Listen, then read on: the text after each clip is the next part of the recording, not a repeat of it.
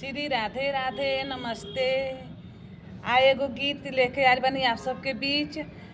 गीत ई जब न्योता बटाला तौने समय के हमरे देश से अवसर गवाला। ई गीत अनिवार्य है। ई गीत जरूर गावल जाला हर शादी में।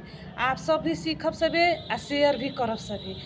कार्ड पर के है ये कार्ड, जैसे कार्ड भेजल जाला न्योता ओ पर के है।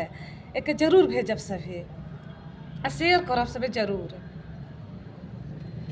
जेठ बैसाखवा के लगली लगानिया के भेजी हम होने वातवा के भेजी हम होने वातवा के भेजी।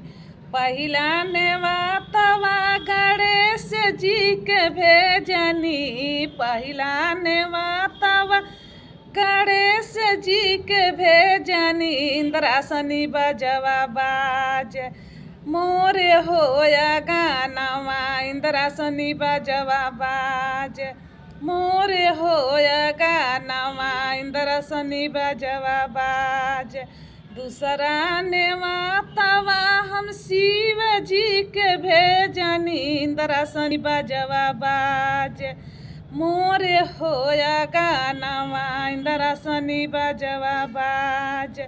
जेठ बैसाखवा के लागली लगानिया के भेजी हम होने वातवा के भेजी।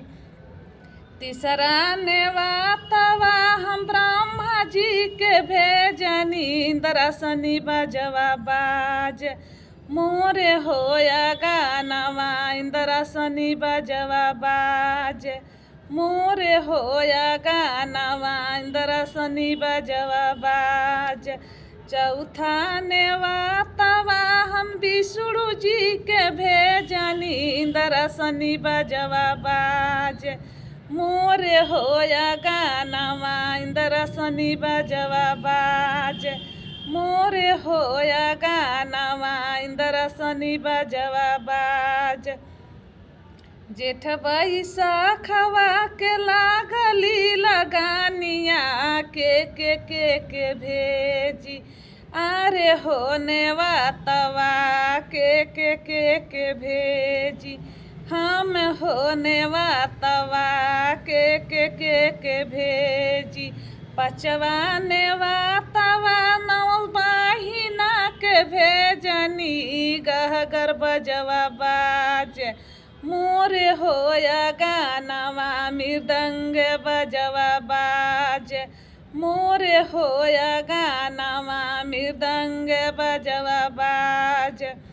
ई गाना सबके शेयर करब सभी। सबके घरे शादी पड़ता, सबके सुनावे के चाही, सबके घरे ई गाना होखे के चाही।